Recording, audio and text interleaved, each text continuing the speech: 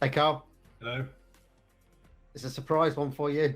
10 minutes on the founder's log. That what you're up to? Yes, that's what I'm up to. I did a self-recording, and it just wasn't great. So I thought I'd get the wise man on who can put context into the stuff. All right, okay. So during March, Carl, not much happened, which is good news, which makes the video shorter because we are recording this on the Saturday. But we did do one big thing, and we got fed up with people wanting password resets. So we decided to start charging for them.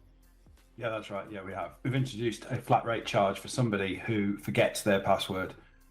Because it was kind of crazy. Been getting worse over the months. But I think, was it last month we had one person they need their password reset 3 times in the space of 3 weeks, so they hadn't stored it or recorded it properly.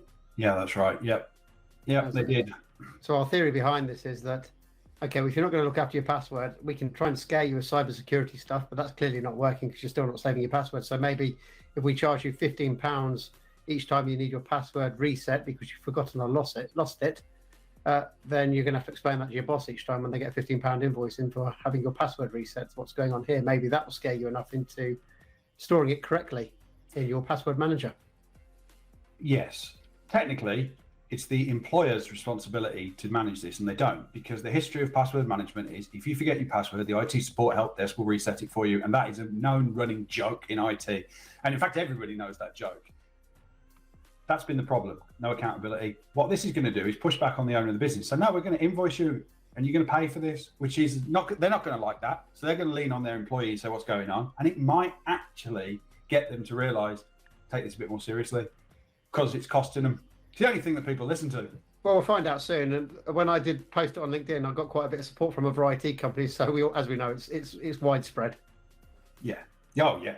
It must be a bugbear of multiple. I mean, there's systems, aren't there? There's plenty of systems that allow people to automatically reset their own passwords, but really that is avoiding the problem still. It's not solving it.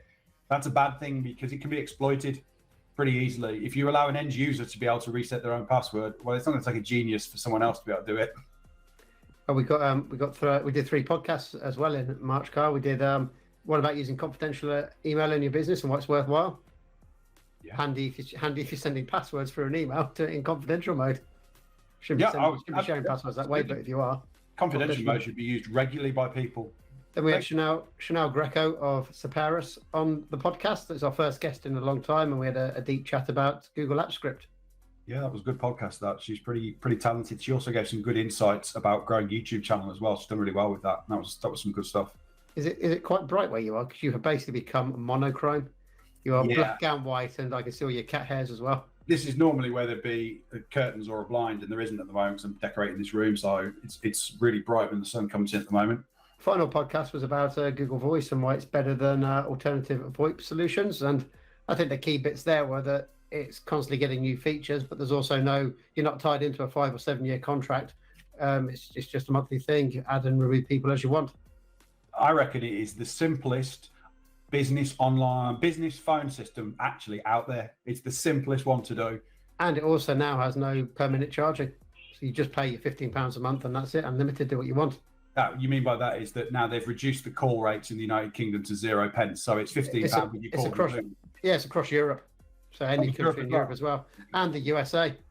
It's also free to the USA. Yeah, basically, unless you're calling Antigua. And, and that's literally the one place. Yeah. Eritrea. And then your TikTok channel that you run for us, Kimberly IT, it hit the algorithm, didn't it? You got an influx of popular videos and people viewing it. That was really weird. I noticed it straight away, and the numbers went up really fast. There was that 1,000. I was like, maybe I'll get 2. And then it went 4,000. It was on its way to 10,000. And it must have dropped on the For You page on TikTok. People must have engaged with it quickly, and then TikTok promoted it to more people. And that was really good. That took us over 1,000 subscribers. Pretty much that one video did over a period of about 2 weeks. Now we're up to 1,500 subscribers, and that video's at 80,000 views. Well, probably collapse. Over 10,000 too. It'll probably collapse now because you kindly let me put a video up yesterday. see how that flops. Your video is doing pretty much the same as what my video was doing. That's okay then. That's right. By the way, on YouTube we set a new record. 7 new videos last month. Right. We've not done that amount before. So first one was how to start Google Meet from inside Google Doc, which you did. Then I did one about how to bring an existing Google Meet video call inside a Google Doc sheet or slide. Yep. You had your video about how does phishing emails work. Yep. And also we did a how does a phishing email work. We did a short as well on YouTube for that one. Yep. How to force Google Drive for desktop to do a force refresh on a folder inside Windows 11, because it's slightly different to Windows 10 because the UI has changed on Windows 11 ever so slightly.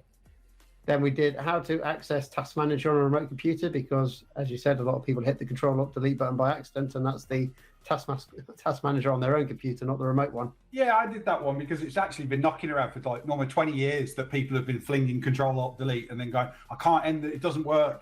And it's... So don't spoil it. You need to click on the link to watch that video if you want to know what it is. No, there's a special key combination. And then I just did a video how to edit an Excel file in Google Sheets, because that myth is still going on that you can't edit or do anything with Office documents inside Google Drive. When you've got full compatibility, you can do it. And this week, and in fact, this week, I did some really cool stuff with Google Sheets, where I helped a client reference an existing Google Sheet into a Google Sheet for his staff using the URL. So nice. Dead easy to do something really cool like that. 4 new blog posts, kind of linked into the videos. You've got how to force a refresh in Google Drive. I did one about the new appointment scheduling in Google Calendar that rolled out. Right. Yep. At the end of the month. Also how to open and edit an Excel file in Google Sheets, and our famous post about telling everyone how we're charging for forgotten passwords. If you want to know the details about that policy, go and click on that post and have a look. Yep. And then finally, our assistance and support statistics. So we had more than normal amount of people getting in contact. 103 subscribers got in contact. 86 of those wanted assistance, where they want to know how to do something better, and 17 were asking for something for support where something wasn't working as it should. Best part was, though, out of all of those, 81, so 78% of those subscribers who sent a message got a response and returned to work within 5 minutes. Yep. The remaining 21%, received a reply and returned to their work within 30 minutes. Not a single assistance or support request went over 30 minutes. Everything was done within 30 minutes. I don't think anyone can beat that. You're normally waiting for an email ticket to be replied for at least 2 hours if you email anywhere else before you get a response back. I mean, not along with the fact that I don't really get my head stuck into too many really tricky problems anymore. I've had one in April. There will be a big one in April, which I've made a YouTube video about, which is to do with the CPU getting stuck at a certain very slow speed. That video will be going live next week. Yeah, Monday. That's the reason why, James, is that we're not buried in really difficult technical problems that actually you got to spend hours working on because you're using older systems. And number two, because of the way that we take support requests in our business, enables us to be super speedy and to respond so quickly that people are just like, wow, that was sorted. Out of those 103 subscribers, 102 all contacted us through our unique instant messaging support system. Only one person decided to log an old style email ticket. And of course, no one got in contact through the phone, because that's not the most efficient way to get support. And then finally, out of all those people that get in contact, we believe that 17 of those subscribers wouldn't have had to get in contact if they'd had regular training on the systems that they're using. Yeah. So that's it. And you're off on holiday next week, so hopefully I can keep the stats good for April. Yeah. You might be in luck because it is Easter. That's true. I've got a couple of Easter holidays, isn't that? Holiday too, so it may be quieter. Super. I like to hear that. Yeah. But that's it. And thanks for joining. All right. No worries. Speak to you when you get back from your holiday. Okay.